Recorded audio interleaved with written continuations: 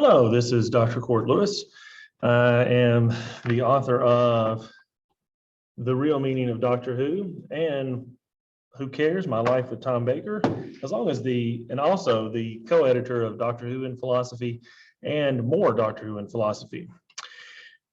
This is, I believe, lecture 3, unless I counted the first one, and then it would be 4. So regardless, this is going to cover chapter 3, which is the first chapter in part 2 of The Real Meaning of Doctor Who. And I mentioned those previous books because some of the stuff that is in this book is covered in depth in more Doctor Who and Philosophy, and especially Doctor Who and Philosophy, with some really great authors. And so I borrowed heavily from them. I cited everyone. You should always cite your sources. But they did such a great job discussing issues of personal identity that a lot of the material I have, especially in terms of who you are now, is borrowed from them. So I want to thank all the great authors in both of those volumes for their contribution.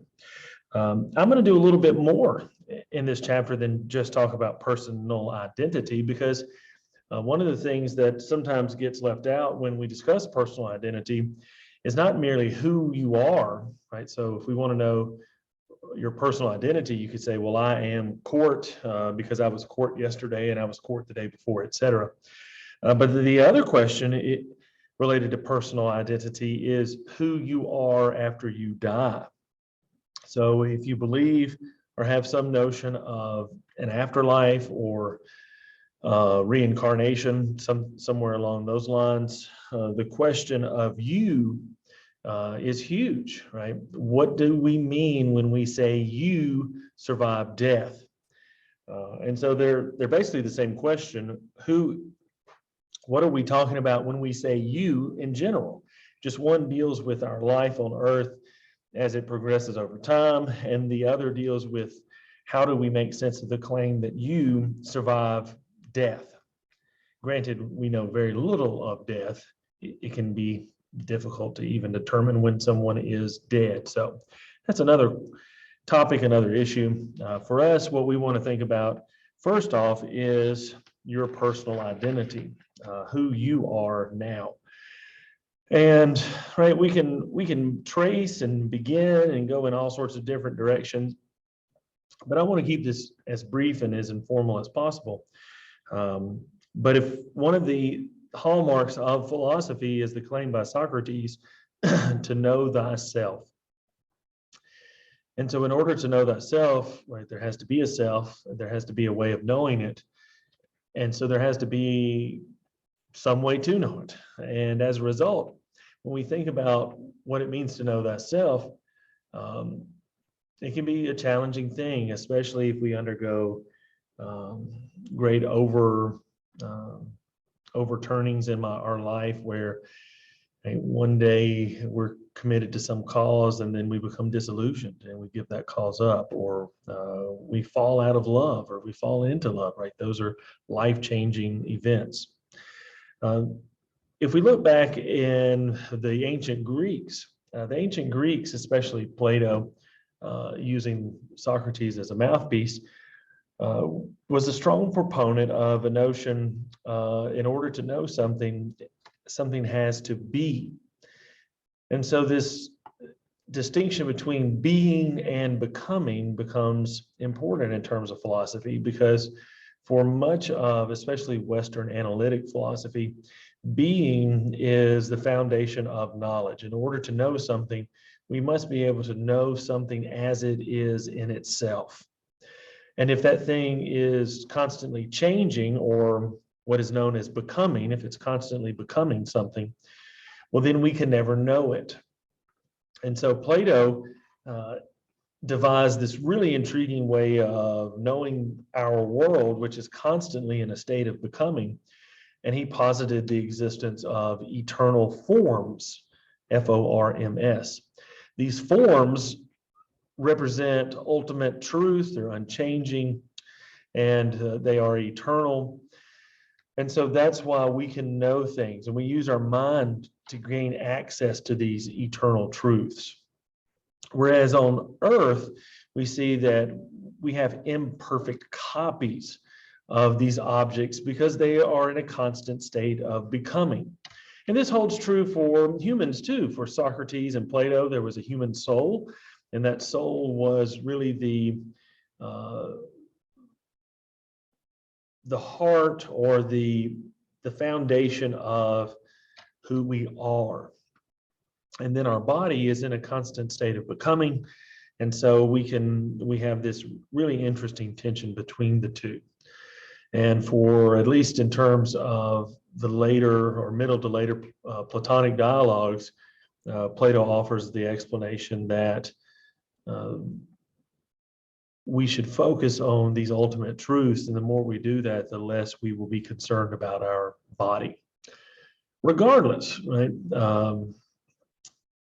We see that there are certain assumptions, right? You have to believe in a soul for this to work. And there are people who will argue in terms of identity that will never bring up the soul. We'll get to those here in a second. But the key thing here is to notice the difference between being and becoming. Because if we think about, if we just take a physicalist approach to personal identity, we'll see that we as humans are constantly becoming. And so I'm slightly different than I was when this video started, and so are you. Am I the same person? How am I the same person? You might say, well, not much has changed. Maybe a couple hairs have fallen off. But now imagine me in my 40s versus me at 2 years old. I've changed drastically since then. And so am I still the same person? So we can sidestep the issues of the soul, at least some of them, and focus on accounts such as the physicalist account that would say that there has to be some sort of connectivity between the body, my body in the 1970s when I was born versus my body in the 2020s that now exist. As long as there is a connection, well, then I'm the same person.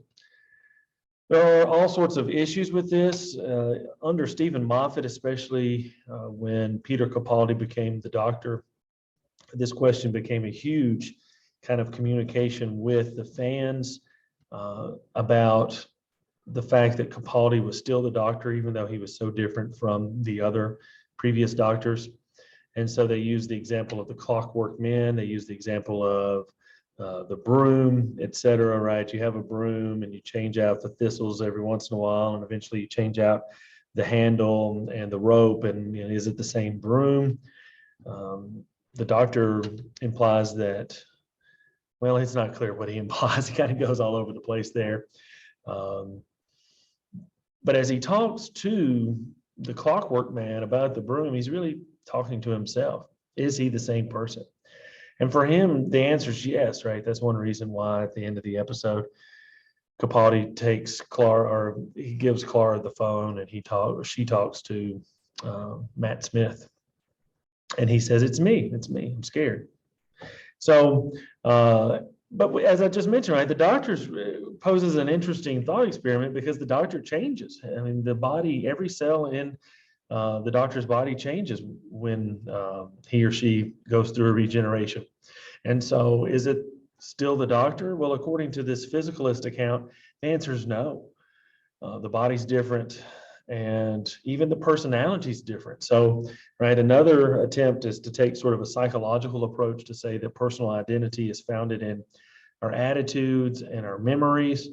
But as we've seen quite common, there are people who take on massive attitudinal changes, right? One minute they are alcoholics and then they go clean and they're a different person, or they join a religion or leave a religion and they're a completely different person.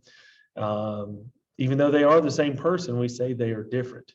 And so in terms of the psychological requirements, we get a little bit better explanation with Doctor Who, but even in Doctor Who, there's a sense that the doctor doesn't fully remember everything. There are times when, especially the doctors come together, that the doctor doesn't remember and doesn't know events.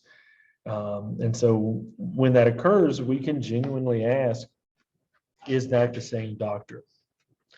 Well, there's a lot going on here. I'm not the smartest person in terms of personal identity. It's not my field of study. And so I will, point out that, again, in Doctor Who and philosophy, there are many great authors, such as, and I'm sure I'll leave some people out, but Greg Littman has a great discussion of the Doctor. We have Patrick Stokes has a great discussion of the different aspects of personal identity, and many others dealing with really complex examples. Take, for instance, Jackson Lake, right? In the next Doctor, Jackson Lake appears to be the Doctor because he's got all the memories of the Doctor. But we find out later on that doesn't seem to be enough, right? He's not the Doctor. Richard Hanley has some great stuff on that. Again, David Kyle Johnson, great scholar, has some really interesting stuff. I think I might like his explanation the best because for Johnson, the suggestion is that identity is, well, it's like a story, and that each change or difference in our life is like a new chapter. And so as Matt Smith tells Amy Pond as she sleeps that we're all stories, make it a good one, that's a good lesson for personal identity. Just as Doctor Who is not just one incarnation, it's an entire series that started in 1963. And we see that there are all sorts of incarnations, possibly previous incarnations with the timeless child. But still, right, the Doctor is all of those, but is also individual episodes within that entire series. And we as humans are that way too. Right? Our lives are basically a series. It's a narrative, it's a story. And that over time, we enjoy different episodes. So I like that account. To me, that's one of the more interesting and more intuitively plausible one. I also like the existentialists, right? The existentialists are more like Heraclitus, Friedrich Nietzsche, those who really embraced this notion of becoming, right? Rejected the need of being in order to know stuff. And so there's some really great stuff here in terms of, there's a book called Doctor Who Psychology with people like Travis Langley and Aaron Sagers who look at some really interesting psychological components. R. Alan Seiler discusses in more Doctor Who and philosophy some really neat stuff about how the Doctor has these different character personalities, but he has this magnetic north, right? This thing of goodness that he's always striving towards. And so if we take a more existentialist approach, right, it is,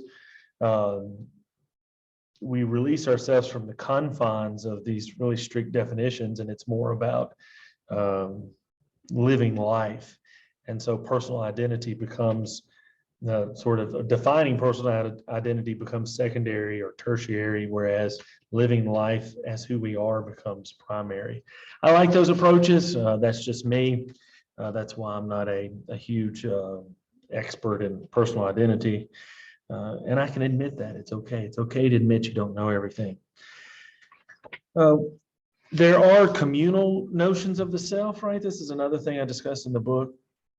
And in the book, right, I do lay out all these different ideas and different theories and really I make suggestions about how the Doctor interprets these lessons, but it still ultimately is up to you to, figure out exactly how to understand personal identity. But one of the ways we can understand identity is in terms of the community. We see this with, the Daleks, right? They're a communal species that have no independent thought. And for Daleks who have independent, non-communal thought, they are exterminated. We could make arguments for other characters in Doctor Who also about this. And this can be really complex, right? It's not just this idea that our personality is simply what society tells us, but we can get in and look at stuff from Jean-Paul Sartre that sees that our self develops as this tension between who we are physically and who we want to be mentally, and then how others perceive us, right? Because me, I'm tall, I'm graying, I've got a beard and glasses, I'm 40 something years old. And right, those are the facts of my life. Now inside, I'm still like a 19-year-old rock star, who can run around and do anything he wants in terms of mobility. And reality, as I mentioned, right, I hurt my shoulder, so I can't even lift my arm up, can't even throw a football anymore. Hopefully I'll get that back with enough work.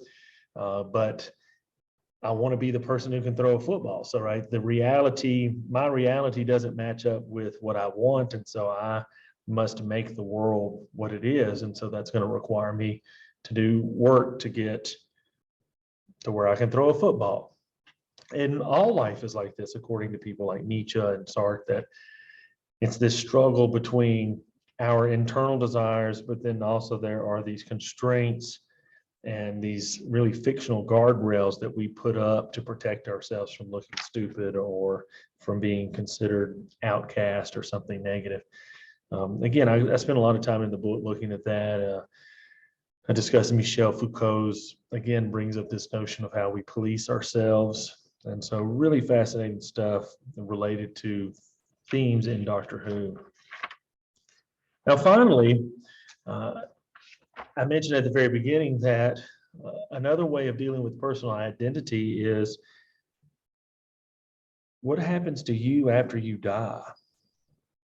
And so if we, there's a whole nother chapter dedicated to religion and the afterlife. I wrote a chapter for religion in Doctor Who, which is an edited collection that came out. I think it's called Faith and Time and Relative Dimensions in Faith. I think that's the other title.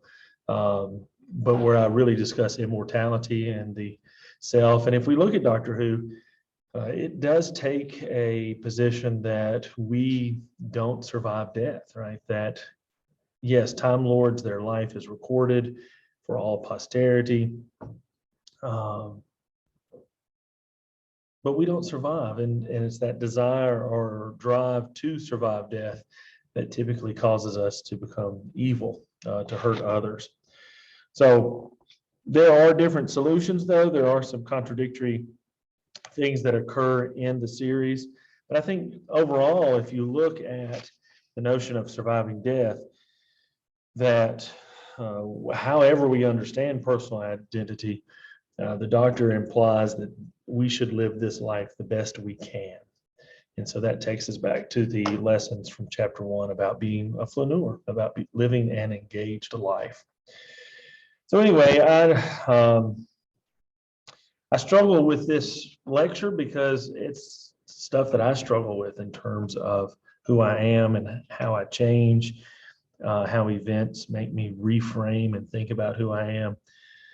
And then just trying to think of what it means to exist after I die.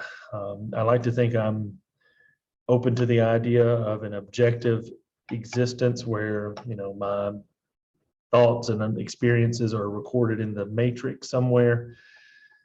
But I don't know, right? I've never seen the Matrix, so how can I say it even exists? So lots of good questions here. Hopefully you'll find it challenging and that you'll struggle in a good way as much as I have in terms of these questions.